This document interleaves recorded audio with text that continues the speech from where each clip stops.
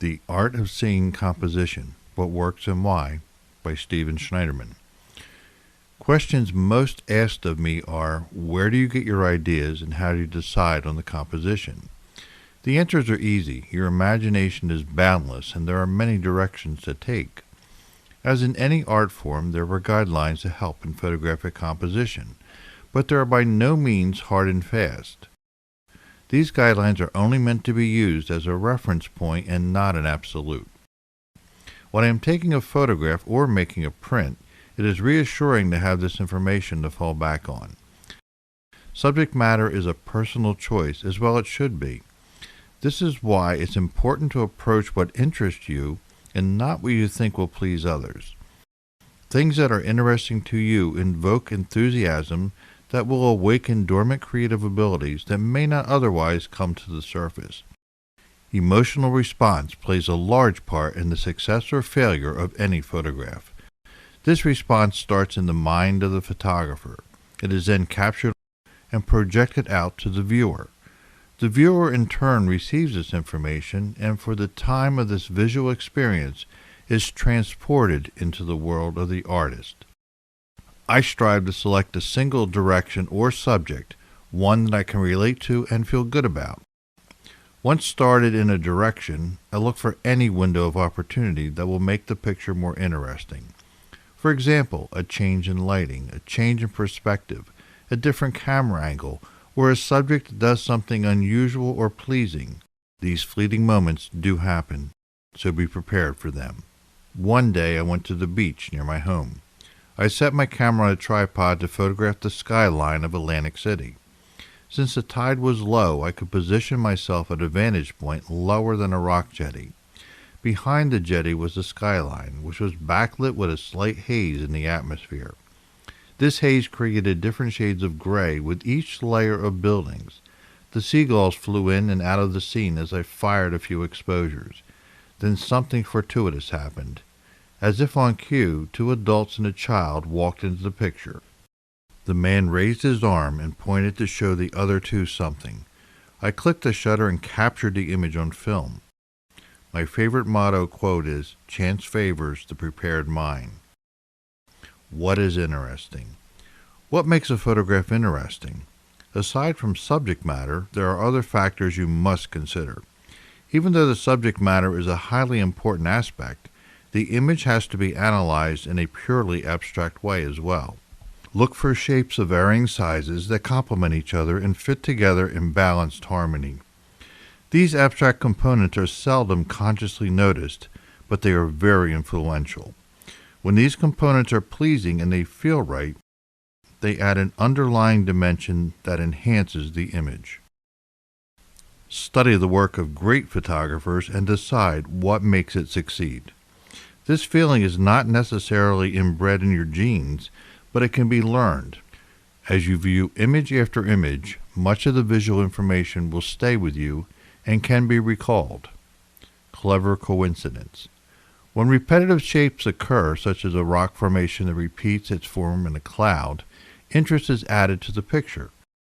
This is what I call clever coincidence. I once found a classic Volkswagen parked under a beautiful oak tree. The branches of the tree followed the line of the car. There was another tree in the background that had a similar shape. Combining these shapes created an interesting composition, especially when I printed another view of the same car in the foreground. Pleasing shapes. Many shapes are aesthetically pleasing, such as the delicate S-curve, perhaps in a sand dune or a winding road. You can also use the compelling circle or sphere. Triangle and rectangle shapes, when used properly, can also be quite dynamic.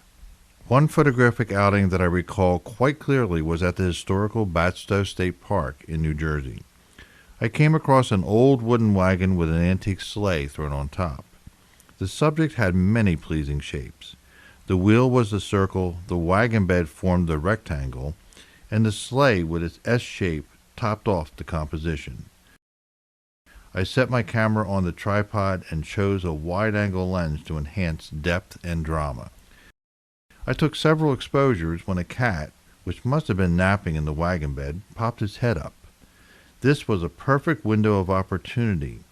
In a later analysis of the photograph, I found that the eye travels from wheel to wheel and then to the cat, creating a visual triangle. Composition guidelines. If an idea is good and the composition is poor, the picture may never work. When the composition is good and the idea is fair, the image may work. The ultimate goal, of course, is to achieve a good idea with good composition, to produce a dynamite print. The rule of thirds is a common guideline in composition and sometimes the most abused. Start by dividing the image format with two equally spaced horizontal lines to create a rectangular tic-tac-toe board.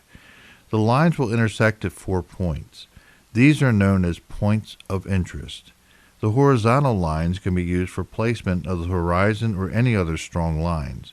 The vertical lines can be used in the same manner, such as in the placement of trees or buildings. There may only be 1 or 2 points of interest in your composition. If so, they can be placed on any one of the intersections. Keep these imaginary lines in mind when composing the picture in the viewfinder. It is always better to compose the image in the camera rather than relying on Photoshop to crop. Leading lines. When creating a photograph, the object is to hold the viewer's interest and keep their eyes in the picture. This is where the leading line comes into play.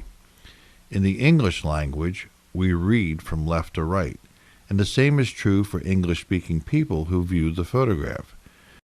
Therefore, when there is a strong visual line in the image, try to have it enter from the left side of the picture. Be aware that this will become the first focus point in the print, and should therefore be placed at the left-hand rule of thirds interest point. Moving to your right, place another important interest point, and so on. Your eye should travel from point to point without the chance of escaping to the edge of the print. Ideally, you want to lead the eye back to the first interest point where the process starts again. The longer you hold the viewer's attention, the more successful the photograph is. If the first leading line is on the right side, you can flop the image in Photoshop unless there's a reason not to, such as alphanumeric printing or a recognizable cityscape. Balance. Imagine that you are viewing your picture in zero gravity. The only thing that will keep the photo level is the placement of the subject matter. Two aspects of this are the physical size of the subject, as it appears in the picture, and the subject's perceived visual weight. In my Hearst Castle example, the photo is composed of a swimming pool and various structures, including 2 pillars in the foreground. On the left pillar, I placed a pelican through Photoshop manipulation techniques. I printed this picture and found that the composition was now heavy on the left side. This floating picture would therefore tilt in the direction of the overload. To correct the situation, I placed another pelican on the empty pillar, which was closer to the camera, causing the pelican to appear larger and thus balance the picture. The trade-off between size and weight is a judgment call, which becomes easier as you gain experience. Impact is a phenomenon that occurs in a good photograph when all the right ingredients are present. You'll find it comes from good composition, dynamic tones, a subject matter that sings, and an idea that is excellent.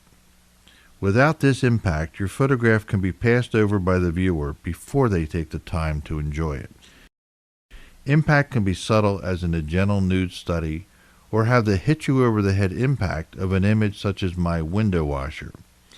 In this image, which I produced both conventionally through multiple printing techniques and digitally on a computer, a tiny window washer on a scaffold is cleaning a man's glasses. The window washer is dramatically out of scale with the large man's face, and he is oblivious to the oddity of the situation. Even though this image is a joke and could never occur in reality, I followed all the rules of good composition. Conclusion. Each time you make a photograph, practice analyzing the elements and rules of composition.